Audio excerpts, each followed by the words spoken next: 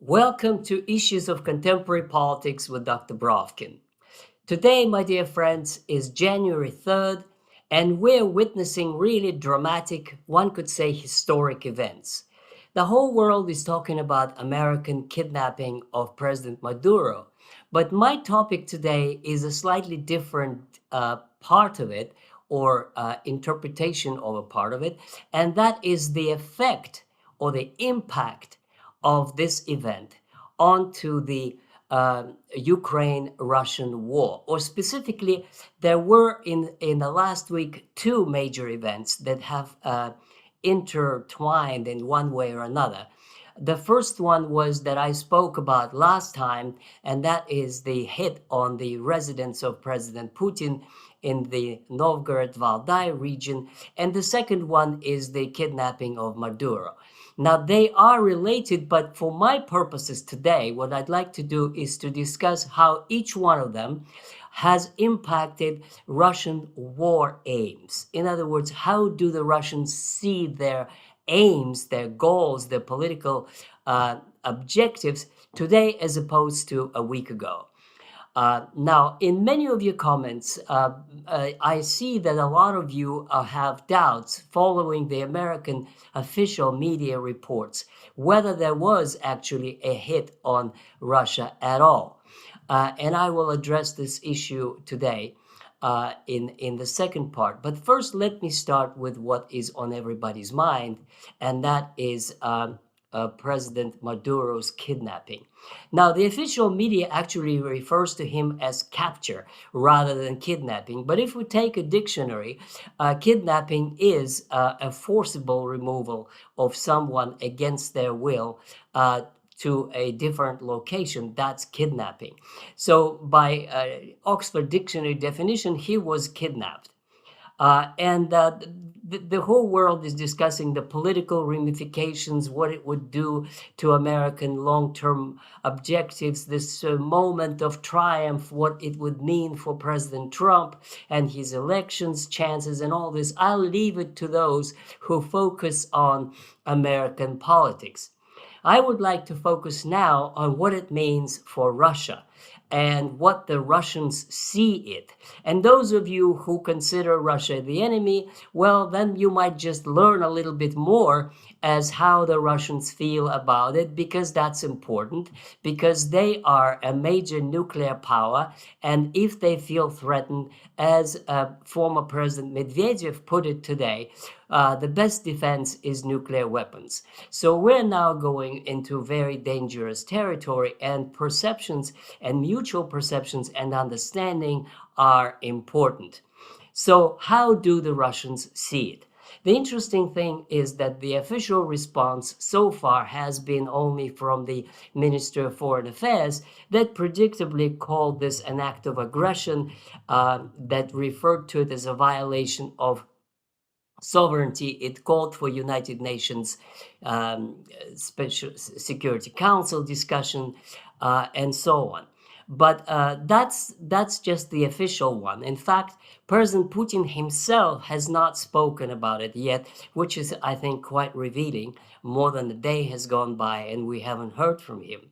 But when you talk about Russian media, Russian fora, Russian political observers, Russian generals, and the others whose voices can be heard on Telegram channels and on many other TV stations and media, what is striking to me is that the overall tone is "we told you so." In other words, those most Russians see this as another proof that the Americans are age-old imperialists, that they're back to their old habits of installing banana republics and making color revolutions and grabbing other people's resources, as they had done in 1953 when they installed the Shah of Iran and then grabbed Iranian oil and overthrew Mossadegh prime minister, who wanted to use Iranian oil for Iranian national interests. The talk that Trump using is that Venezuela nationalized what was actually American, and the purpose is to return what is properly America property is just pure traditional imperialist talk.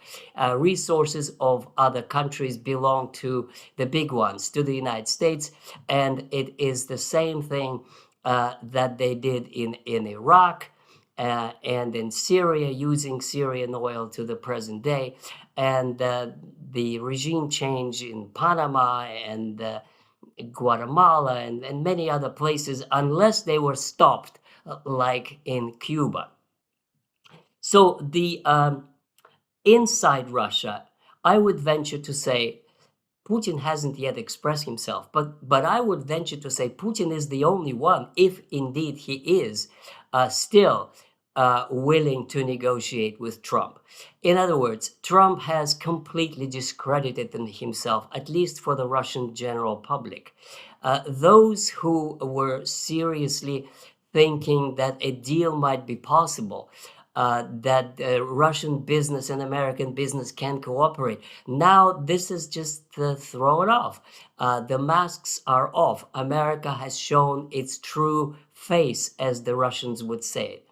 And the more serious discussion, when I heard this on Russian TV, is that they understand, these thinkers, these philosophers, these observers, intelligence officers, they basically say that America is like a wounded beast who is now going into its aggressive stage by attacking everybody who is on the way.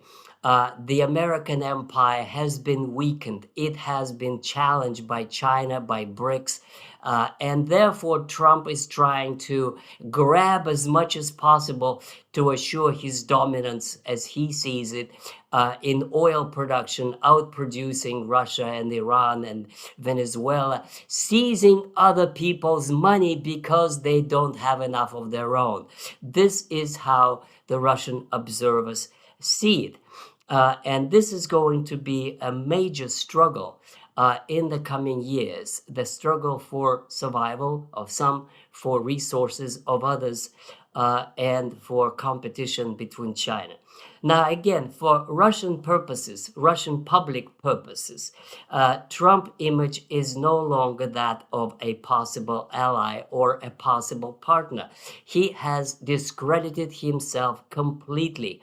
And he's seen now as some type of an imperialist thief. So American empire is on defensive. American empire is weakened, and to forestall its collapse, it is trying to grab whatever it can in its immediate neighborhood in Latin America. That's the bottom line. Now, let me now move to the second part, which is the Putin residents hit. They are somewhat intertwined, because the Russians obviously ask a question whether this indeed was the original intent, whether indeed the Americans using the Ukrainians wanted to kill President Putin and then attempt some kind of a regime change in Russia. Now, the Western narrative still is, and that's official, that there was no hit, that Zelensky denied it, and CIA backed Zelensky's narrative that there was no hit, and what they did hit was actually something which they didn't name, some kind of other military target in Novgorod province. And somehow one is supposed to believe what they say, even though when the Russians say that they have evidence, it is ridiculed and denied because there was no third-party confirmation.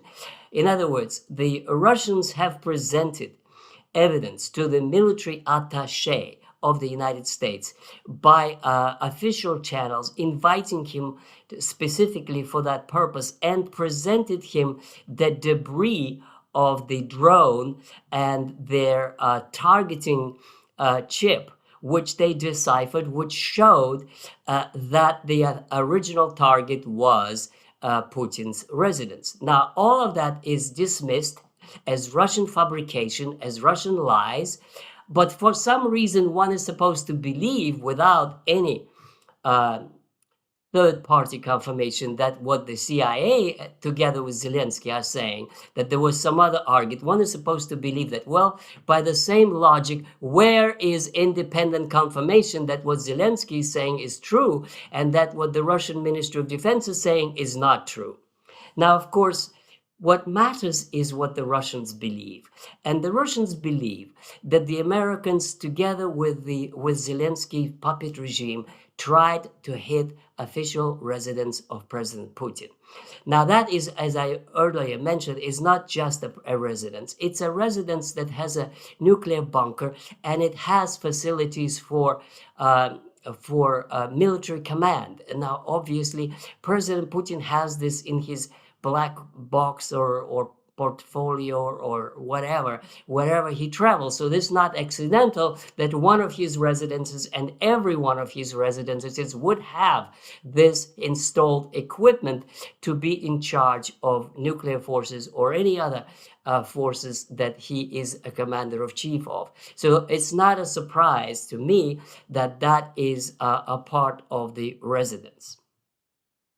Now, if they now, the Russians believe and know and have proof that Zelensky, guided by CIA, tried to kill him, what would it actually mean for the Russian response?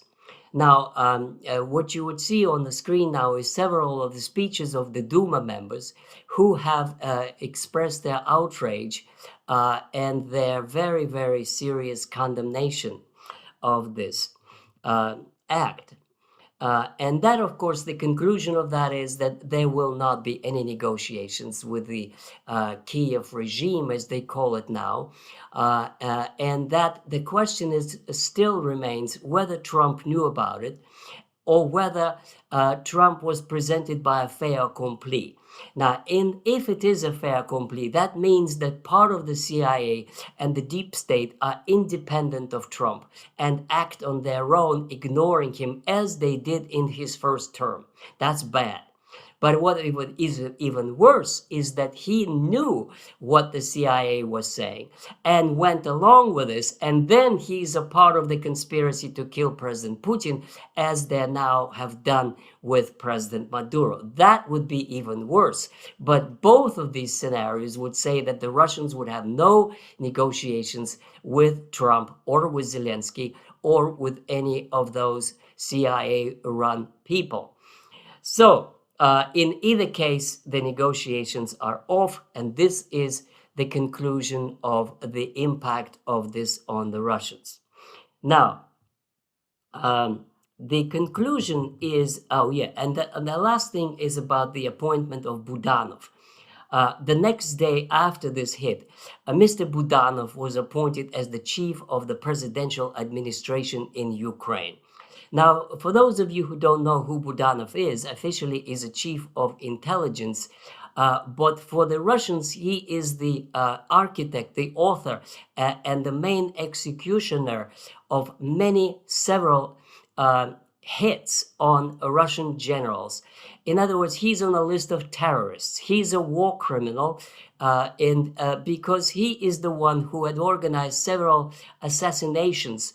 Among them is many, many generals, I think 12 generals that they had already killed, and several others. And the fact that he is now promoted to be the chief of presidential administration of Zelensky suggests that that he's taking over. That this is now the sign that Zelensky is losing power to those who are the closest to the CIA and to MI6, people who don't want any deal with the Russians, who want to strengthen Ukraine, who want to provide Ukraine with all the necessary forces, including whatever it needs to defeat Russia. However stupid that may sound, because defeating nuclear power is impossible because it may lead to the end of our civilization. So Budanov is in, and that means the Russians will not negotiate with Budanov. That's for sure. He is a terrorist. They would simply refuse to deal with him. I wouldn't be surprised if they, following American example, kidnapped him or bombed his headquarters. But he's certainly persona non grata in Russia. So there we are, and let me now conclude that these two events, seemingly unrelated, but are related in a sense that it is a escalation by the United States. In both cases, whether Trump knew or not, a hit on the president of Russia and the kidnapping of President Maduro is a serious escalation that could lead not only to the end of negotiations, but to a new round of confrontation between Russia, Ukraine, and the United States.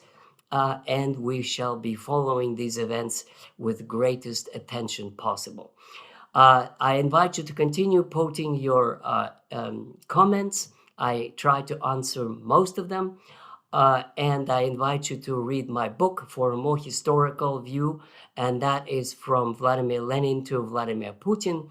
And those of you who are interested in Russian history, I invite you to read my other books, Russia After Lenin, Behind the Front Lines of the Civil War, and several others. The description you will find in the description, you will find the reference to those. And at this point, I'd like to say goodbye, and I will see you shortly with a new edition of Issues of Contemporary Politics with Dr. Brovkin.